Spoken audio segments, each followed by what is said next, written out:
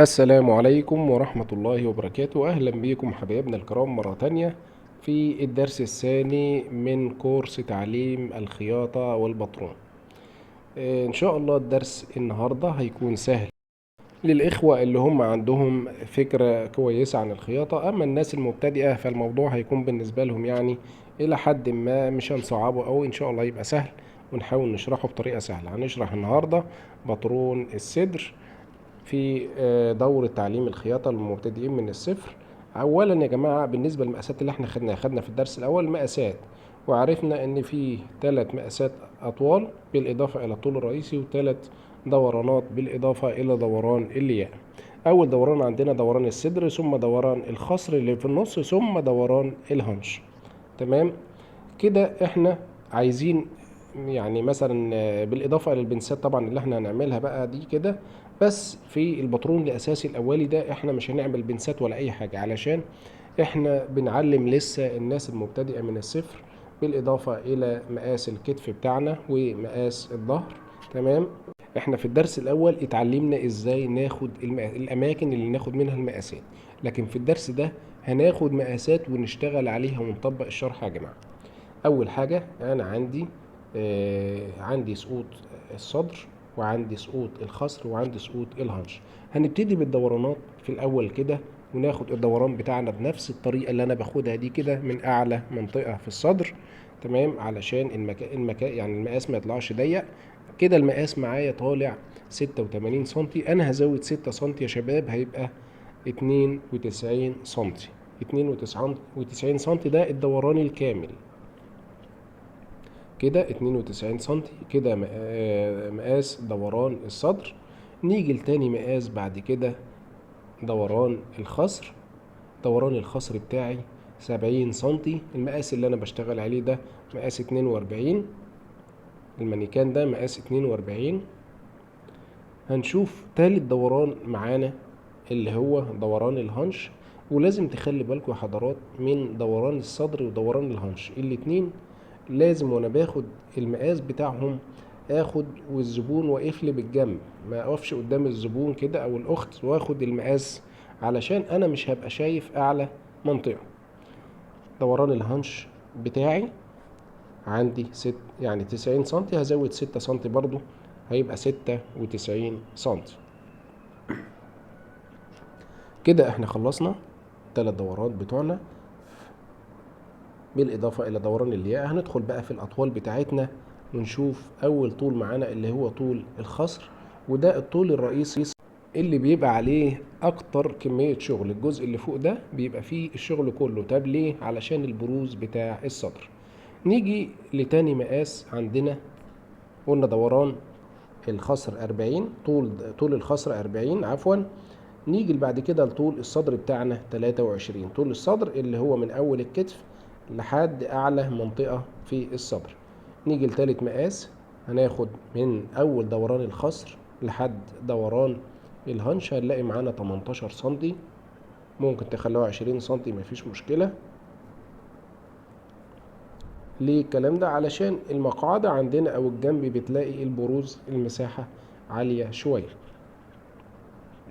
كده احنا خلصنا الدورانات وخلصنا الاطوال بتاعتنا.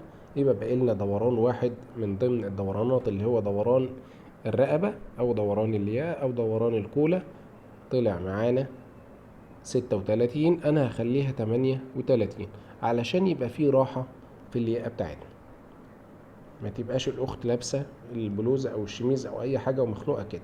نيجي عندنا المقاس الكتف يا جماعة. مقاس الكتف بتاعنا من اول العظمة لحد العظمة. مقاس الكتف بتاعنا 38 سنتي. انا هعمله عفوا هو 36 سنتي، انا هعمله 38 سنتي علشان السنتي دوت هاخد بيه الخياطة. يبقى مقاس الكتف عندنا 38 سنتي. تعالوا بقى، احنا كده عرفنا ازاي ناخد المقاسات بطريقة صحيحة. هنطبق بقى الشرح اللي احنا اخدناه بنفس الطريقة كده. احنا هنبتدي بايه بقى؟ يعني الصح ان احنا نبتدي بايه؟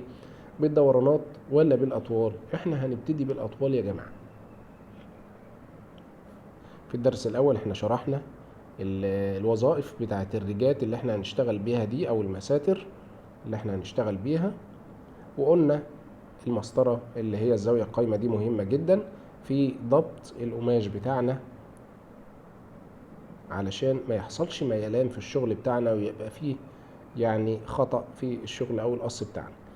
انا الخط ده بشده بالطريقة دي كده علشان يبقى واضح ليكم، بنفس الطريقة كده كده الخط ده واضح. هنبتدي بقى الشغل بتاعنا. ما بعد الخط قدام كده ده ماليش دعوة بيه، انا هبتدي الشغل بتاعي. هيبقى ليا دعوة بيه في حالة واحدة بس، لو انا هبتدي او عاوز ان انا اعمل بلوزة مفتوحة او ببندة وزراير وكده. تمام، هزود 3 سم وهقول لكم الحاجات دي برضو، لكن انا بشرح مبدئيا كده على ان البلوزة اللي قدامنا او الشميز او الحاجة دي مقفولة. نيجي بعد كده نشوف الاطوال بتاعتنا. احنا قلنا عندنا، نحفظ بقى كده يا جماعة، قلنا اول طول عندنا الطول الرئيسي اللي هو 68 سنتي، ده الطول الرئيسي. والطول الرئيسي ده ممكن تزودوه او تنقصوه على حسب ما انتوا عايزين، يعني ممكن يبقى 72، ممكن 70، ممكن 68، زي ما انتوا عايزين. وبزود 2 سنتي تحت علشان لو هتسرفلوا وتعملوا خياطة ولا حاجة. اول سقوط عندنا سقوط الصدر، ثم سقوط الخصر، ثم سقوط الهنش. 3 مقاسات هناخدهم بطريقة كده سهلة ان شاء الله. احنا بنبسط لكم الباترون يا جماعة علشان تبقى كل حاجة واضحة ليكم. سقوط الخصر عندنا يعني عايزين لما المقاسات تكتبوها في ورقة كده ونشتغل واحدة واحدة، يعني من البداية كده. احنا عملنا سقوط الصدر، قلنا سقوط الصدر كام؟ 23. بعد كده انا بقيس من الكتف. بعد كده سقوط الخصر كام؟ 40. بعد كده من بعد سقوط الخصر لحد سقوط الهنش بتاعنا 18 سنتي. كده احنا عملنا المقاسات بتاعة الأطوال بتاعتنا. هنحاول نوضحها بالقلم التقيل علشان الصورة تبقى واضحة لكم كويس. ونخلي بالنا واحنا بنوضح او بنأسس بالمثلث ده علشان الزاوية القايمة دي تكون موازية او على الخط بالظبط، علشان ما يبقاش فيه ميلان زي ما قلنا قبل كده. عايزكم كده تحبوا يعني الباترون، علشان الباترون ده متعة متعة متعة فوق ما تتخيلوا. والخياطة بصفة عامة يعني متعة كبيرة جدا يعني. نخلي بالنا بقى، احنا دلوقتي اسسنا الطول بتاعنا وحددنا يعني ايه الاطوال بتاعتنا. انا دلوقتي عايز احدد العرض بتاعي. انا عندي دوران الصدر بتاعي كام؟ دوران الصدر بتاعي 92 سنتي. لو جيت قسمت على الاتنين هلاقيه 46 سنتي. نص ال 46 كام؟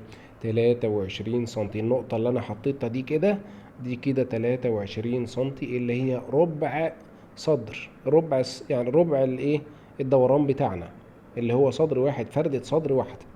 تمام كده 23 سنتي. بالمسطرة بتاعتي بقى الطويلة كده، واشد خط على اخر العلام اللي انا عملته ده اللي هو 23 سنتي بالقلم التقيل بتاعي. يبقى انا كده عملت مستطيل يا جماعة. في البداية كده انا عملت مستطيل، حددت الاطوال بتاعت الطول الرئيسي اللي هو الحد 68 سنتي، وفي نفس الوقت العرض الرئيسي بتاعي اللي هو دوران الصدر بتاعي اللي هو 92 سنتي. قسمت على 4 طلع معايا 23 سنتي في العرض. تمام كده. طبعا في الهنش عندنا هنطلع يعني بره ال 23 دول يعني شوية، علشان الدوران الهنش أعرض من دوران الصدر. كده أنا بشد خط. المقاسات دي أنا معلمها قبل كده زي ما قلت لكم. ده سقوط الصدر 23، سقوط الخصر 40، سقوط الهنش اللي انا بعمله ده 18 سنتي، وال 18 سنتي دي بتبقى من بعد سقوط الخصر. يبقى كده عملنا تلات سقوطات اللي هو او 3 اطوال: طول الصدر وطول الخصر وطول الهنش. نيجي بقى بعد كده عندنا الكتف وعندنا دوران الرقبة. بالراحة كده واحدة واحدة هنشتغل مع بعض. انا الاول عايز اعمل الكتف بتاعي، اشوف عرض الكتف بتاعي قد ايه. عندنا في المقاس اللي خدناه في الاول عرض الكتف بتاعنا كان 38. انا بقسم على الاتنين هيبقى عرض الكتف بتاعي كام؟ 19 سنتي. خلي بالنا بقى ونركز بزيادة شوية من اول هنا في ميل الكتف. بنحب نستخرج ميل الكتف. في ناس عايزة تعرف القاعدة بتاعت ميل الكتف. من اول الخصر اللي انا حاطط ايدي عليه كده، من اول الكتف لحد الطول بتاع الخصر ده، انا هنا بقيس اشوف الطول بتاع الخصر كام سنتي واقسمه على 10، الاقي النتيجة بتاعت سقوط الكتف او ميل الكتف طلعت لي اوتوماتيك. احنا قلنا عندنا ده كده 4 سنتي اهوت ميل الكتف. طب ازاي انت عملت 4 سنتي قسمنا على 10 طلع لنا الناتج 4 سنتي؟ برضو ممكن تلاقوا سقوط الخصر بتاعنا ده 45 سنتي، يبقى السقوط بتاع الكتف بتاعنا او الميل بتاع الكتف بتاعنا كام؟ يبقى 4 سنتي ونص.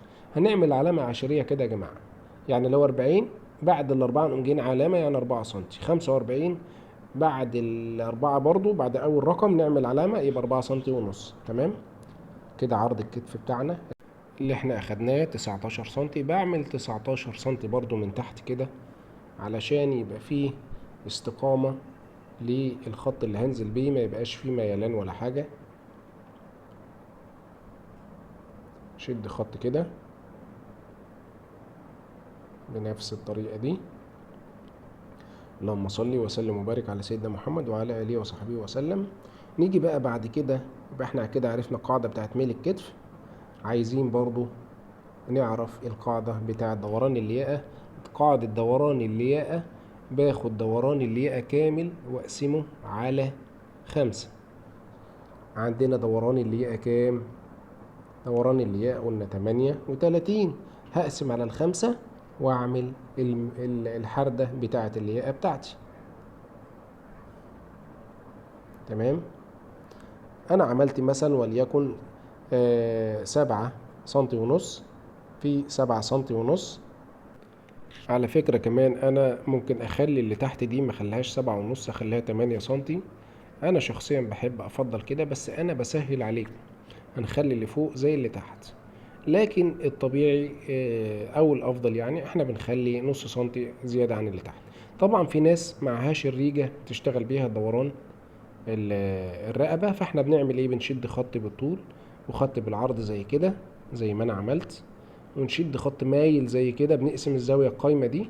تمام. ونطلع 2 سنتي وادور بالقلم الرصاص كده الدوران بتاعي كده بنفس الطريقة دي. كده اتعملت معايا حردة الياقة بدون الريجة دي. تمام. هنشتغل بالريجة هنلاقي نفس النتيجة، هي النتيجة زي ما قلت لكم. الناس اللي هي معهاش ريجات زي دي او معهاش امكانيات للريجات اللي زي دي، انا هشرح لهم برضو بالطريقة السهلة اللي يشتغلوا بيها اهو. هي نفس النتيجة. هنعمل برضو ان شاء الله الدوران بتاع حردة الابط بنفس النتيجة، علشان الناس اللي معهاش ريجة لحردة الابط هنشتغل الاول كده بالمسطرة والقلم الرصاص عادي خالص، وبعد كده هنعمل بالريجة هتدينا نفس النتيجة. علشان احنا الصدر بتاعنا ده بندخل لجوه 1 سنتي يا جماعة. طب ليه؟ علشان ما يحصليش عبعبة قدام كده، ما يحصليش عبعبة.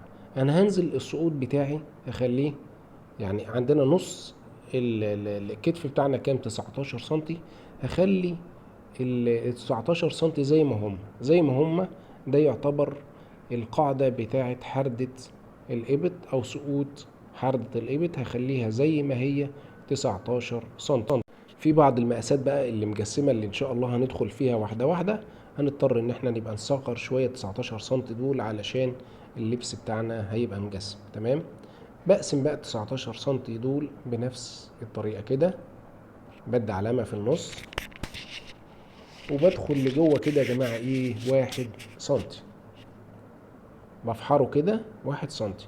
طبعا في ناس معهاش الريجة زي دي كده، هنعمل ايه؟ دي بالريجة هتشتغلوا على طول كده. من غير الريجة دي او الناس اللي مش لاقي الريجة دي هنعمل ايه؟ طبعا اللي قدامنا دي زاوية قايمة، هنقسمها نخليها زاوية حادة بالشكل ده ونطلع 2 سنتي. طلعنا من اول الزاوية القايمة 2 سنتي يا شباب. بعد كده اخد بالقلم رصاص وانزل وادخل لجوه كده على حد السنتي اللي انا دخلت بيه، وبرضو اجي على 2 سنتي بنفس الطريقة كده. تمام. زي ما انتوا شايفين كده انا عملت الدوران بتاع حردة الابط بكل بساطة علشان الناس اللي معهاش ريجة تشتغل بيها. هنعمل الدوران بقى بالريجة بتاعتنا. احنا بنشرح بالطريقة دي علشان الناس اللي معاها ريجة، والطريقة التانية علشان الناس اللي معهاش ريجة. الريجة بتسهل علينا، وتشوفوا ازاي. طبعا ان شاء الله باذن الله بعد ما ربنا يكرمكم كده وتشتغلوا وتفتحوا مكان تاكلوا منه عيش، لازم الرجات دي تبقى معاكم. نيجي بقى احنا كده عملنا الجزء اللي فوق اللي هو اهم جزء يا جماعة. نيجي بقى بعد كده نشوف دوران الخصر بتاعنا كام سنتي. دوران الخصر بتاعنا هنشوفه كام سنتي. طبعا احنا بنشرح دلوقتي الباترون الاساسي. الباترون الاساسي ده يعتبر دي يعني اسهل حاجة او البداية، علشان البداية تبقى سهلة لينا، ما يبقاش فيه اي صعوبات. عندنا الدوران بتاع الخصر بتاعنا لما دورنا طلع كام؟ طلع 70 سنتي. 70 سنتي زودنا 6 سنتي بقى 6 وكام و70 سنتي. طب ال76 دول قسمناهم على 2، تمام، يبقى معانا كام؟ 38 سنتي. نص ال 38 كام؟ 19 سنتي. نقول مثلا 20 سنتي. هنقول 20 سنتي مفيش مشكلة. ليه بقول 20 سنتي؟ أو أنا في الجزئية أو المنطقة دي بحب إن أنا أبقى مدي براح شوية، علشان في بعض الناس بطنها ممكن تزيد شوية أو تلبس حاجة تقيلة شوية، يعني المنطقة دي بتلاقي فيها زيادة، وأنا بحب أدي براح في المنطقة بتاعت من تحت الإبط واحنا نازلين كده لحد الهانش تحت. عندنا دوران الهانش بتاعنا 90 سنتي اللي احنا أخدناه من على المانيكان على طول أو من الجسم اللي قدامنا، وزودنا 6 سنتي بقى 96. نصهم 48. نص 48 24 سنتي. بدي علامة كده، والعلامة دي خرجت بره المستطيل اهيت يا جماعة. هنا المستطيل اللي فوق ده كان 23، هنا 24 علشان الهانش أكبر من الصدر. دي الريجة بقى اللي قلت لكم هنشتغل بيها. دي الوظيفة بتاعت الريجة دي اللي بعمل بيها الكيرف دوت او الميلان دوت كده بالطريقة دي. دي الوظيفة بتاعتها، وبنستخدمها برضو في البناطيل، وبنستخدمها في الجيبات، وبنستخدمها في الأجناب اللي بتاعت البلوزة والعباية والشميز. بس ما عملتش بنفس الطريقة كده، بنفس الطريقة كده. شوفوا كده أنا قلبت الريجة الكيرف اللي لبره ده، تمام. كيرف يبقى لبره كده بنفس الطريقة دي. لازم امر بنقطة الهانش اللي انا واخدها، اللي انا قلت لكم هتطلع بره المستطيل شوية اهو. انا تعمدت المرة دي وانا اخد الحتة دي علشان ما تبقاش على طول يعني داخلة خارجة، يعني زاوية منفرجة كده على طول. لا، انا عملتها يعني سحبتها سحبة مفتوحة شوية، فتحتها شوية علشان ما تعمليش مشكلة في الخياطة. وانا بخيط تبص تلاقيها عاملة معاكوا زي بوزة كده داخلة لجوه، او المنطقة دي تبقى شادة. طبعا عندنا لو هتعملوا بقى تونيك ولا حاجة، هتخلوا الجنب ده نازل عدل كده، تمام، ونعمل فتحة من اول هنا كده مثلا بحوالي 20 سنتي، ونعمل فتحة هنا، ويبقى كده ده تونيك. لو هنعمل الديل دوران، وهوريكم دلوقتي هنعمله ازاي دوران. هنطلع من هنا كده 5 سنتي او 6 سنتي، وبالريجة بتاعتنا برضو بتيجي يدوي، مش لازم ريجة اهو، بنفس الطريقة دي كده على طول. وهشد كده خط مايل. عايزين تعملوها عدل زي ما قلت عادي مفيش مشكلة، عايزين تعملوه الجنب عدل برضو وتخلوا في فتحة من الجنب زي يبقى تونيك مفيش مشكلة، تونيك طويل. واللي عندنا لازم نخلي بالنا ونخلي فيه زيادات في المنطقة اللي هي من تحت الإبط لحد الهانش، علشان يبقى فيه زيادة كده. أحيانا البطن بتزيد شوية أو كده، يبقى الدنيا معانا مرتاحة. طبعا لو هنعمل بلوزة مفتوحة، البلوزة كده لو مقفولة بيبقى يعني القماش بتاعنا متن 2، وبنشتغل بنفس الطريقة دي كده يا جماعة لو البلوزة مقفولة. أما لو مفتوحة بطلع 3 سنتي، 3 سنتي كده من بعد المقاس اللي أنا خدته، 3 سنتي. خلي بالنا، شوفوا أنا هنا مش هشتغل بالمثلث، هتشوفوا الدنيا هيحصل فيها إيه. شوفوا كده هنلاقوا الدنيا مش مظبوطة معانا، مش مظبوطة معانا. طب ليه؟ علشان المثلث بتاعنا. هعدلها دلوقتي. هنا المنطقة دي بالذات لازم اطلع بيها لفوق شوية، ما ينفعش اعمل عدل كده، لا لازم اطلع بزيادة شوية لفوق علشان لما اجي اتني البندة دي لجوه تبقى الدنيا معايا تمام، ما يحصلش فيها قصر ولا اي حاجة. وبرضه هشرحها لكم بعد القص ان شاء الله. لو جينا نبص نشوف البندة بتاعتنا من بره عاملة ازاي، هنقيس كده ونشوف الدنيا ايه اللي حصل. هنا دي وظيفة المثلث يا جماعة، وانا تعمدت اعملها في حاجة بسيطة زي كده علشان خاطر الدنيا معاكم تعرفوا وظيفة المثلث ده. وتخلوا بالكم من النقطة دي، انا بقيس 3 سم من فوق و3 سم من تحت، وبالمسطرة بتاعتي وبشد خط كده مستقيم علشان الدنيا معايا تبقى تمام بنفس الشكل كده. طبعا الخط ده خلاص براءة كده، ملوش اي لازمة خالص. دي وظيفة المثلث بتاعنا يا جماعة علشان ما يحصلش ميلان او اي حاجة. يا اما لو مش هتشتغلوا بمثلث تاخدوا المقاس بتاعكم مظبوط 3 سم عادي كده وتشتغلوا كده. يعني احنا يعتبر خلصنا باترون الصدر، وباترون الصدر ده من اهم يعني حاجات هتقابلكم او شرح هيقابلكم في القص، وبنبني عليه جميع الشروحات بتاعة الظهر والحاجات دي كلها. بعد كده عرفنا القواعد الأساسية بتاعة ازاي نطلع حردة الياقة، وقلنا بنقسم على 5، الدوران على 5 يطلع معانا حردة الياقة والدوران. وحردة الإبط برضو عرفنا القاعدة بتاعتها ان احنا بناخد نص الكتف تمام، ونعمل ده سقوط حردة الإبط. الحاجات دي كلها برضو اتعلمناها ان شاء الله بإذن الله. هندخل في الدرس اللي جاي وهنشرح باترون الصدر، ونخلي بالنا المنطقة دي من اول حردة تحت الإبط كده لحد الهنش دي، وانا بقص ازود فيها شوية. يعني انا هزود مثلا وليكن 2 سم كمان واخليهم جوه كده تمام، علشان وانا بخيط دول لو هخليهم جوه زيادة مفيش مشكلة، مش هيزعلوني، بدل ما تطلع ضيقة الحاجة ضيقة. وفي نفس الوقت لو الحاجة مظبوطة حتى وحصل زيادة بعد كده في المستقبل شوية في منطقة البطن تمام او الهنش تمام، او لبست لبس تقيل او ولا حاجة في شتوي واحنا مثلا كنا في الصيف، يبقى الدنيا معايا مرتاحة، اوسع شوية الحاجة ما تبقى يعني ما تبقاش باظت خالص. طبعا الحاجات دي هتبقى داخلية اللي انا بشد عليها خط دي. يعني كده خلصنا باترون الصدر بتاعنا ان شاء الله. واحدة واحدة في الكورس بتاعنا هنستفيد افادة كبيرة جدا. عاوزين بس نحفظ وعايزين نطبق الشرح واحدة واحدة، وان شاء الله هنلتقي في باترون